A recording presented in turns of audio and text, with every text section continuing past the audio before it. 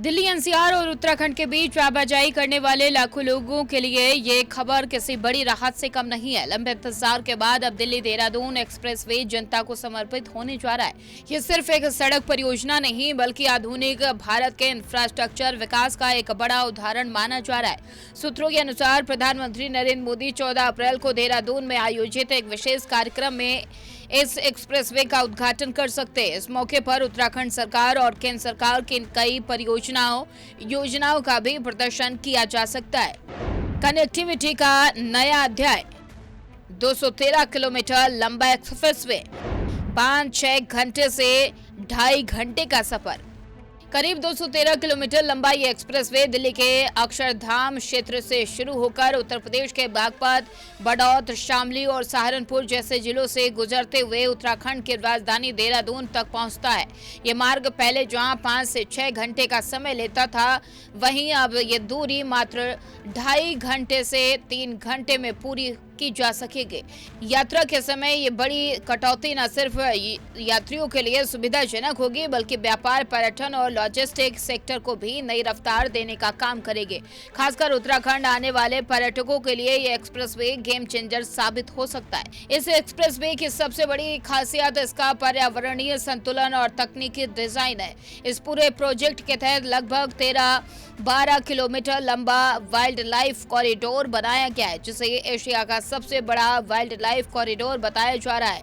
और ये corridor Rajaji national park के इलाके से होकर गुजरता है, जहां जानवरों की आवाजाही को सुरक्षित रखने के लिए विशेष संरचनाएं तैयार की गई हैं। 12 kilometre wild life corridor, 16 entry exit point.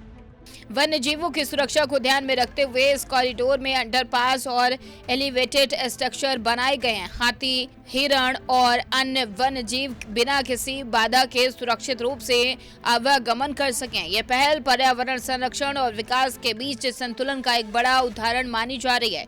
इसके अलावा इस पूरे एक्सप्रेसवे पर कुल 16 एंट्री और एग्जिट पॉइंट बनाए गए हैं, जिससे स्थानीय लोगों को भी इसका सीधा फायदा मिल सके। यानी ये सिर्फ लंबी दूरी के यात्रियों के लिए नहीं बल्कि आसपास के क्षेत्रों के लोगों के लिए भी एक बड़ी सुविधा बनकर उभरेगा। यात्रियों की सुविधा को ध्यान में रखते हुए इस एक्सप्रेसवे पर आधुनिक सुविधाओं से lace rest area, food court और वे साइड एमिनिटी सेंटर भी विकसित किए गए। यहाँ यात्रियों को सुरक्षित पार्किंग, स्वच्छ भोजन और आराम करने की बेहतर सुविधाएं मिलेंगी। वहीं इस एक्सप्रेसवे पर टोल व्यवस्था भी लागू की जाएगी, जिसका अनुमानित शुल्क लगभग 500 रुपए के आसपास बताया जा रहा है।